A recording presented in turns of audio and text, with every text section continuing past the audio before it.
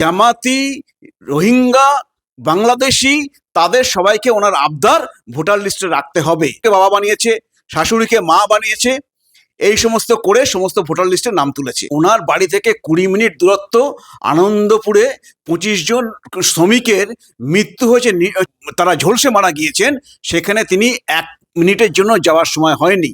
তিনি এখান থেকে দিল্লি গিয়েছেন কাদের জন্যে?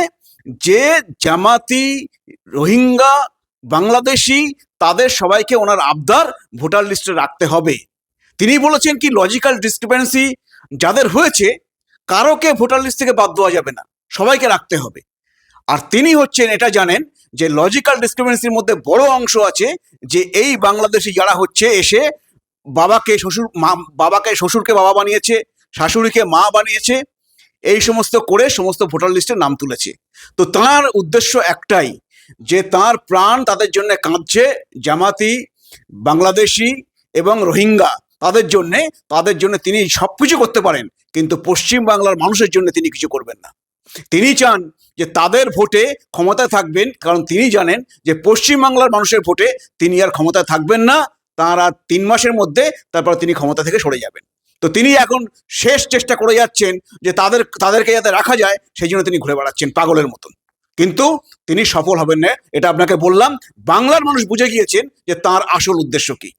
দিল্লিতে উনি তো যুক্তরাষ্ট্র কাঠামোয় বিশ্বাসই করেন না। আপনি দেখছেন না, বিএসএফ কাজ করছে, বর্ডার সিকিউরিটি ফোর্স, তাদের বিরুদ্ধে এফআইআর করছেন তার সরকার, এবং সেটা হচ্ছে ভারতবর্ষে একমাত্র রাজ্য।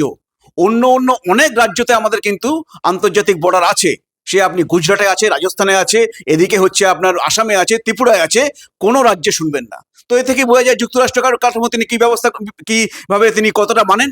তিনি হচ্ছেন কেন্দ্রীয় সরকারকে, সিএজি রিপোর্ট বলছে 2 লক্ষ কোটি টাকার কোনো হিসেব দেননি, টাকা সমস্ত চুরি হয়েছে। এবার তিনি চাইছেন কেন্দ্র থেকে আরো পয়সা আসুক, যাতে তার নেতা মন্ত্রীরা আরো ফুলে ফেপে ওঠে, আর বাংলার মানুষ যেন আরো গরিব থেকে আরো গরিব হয়।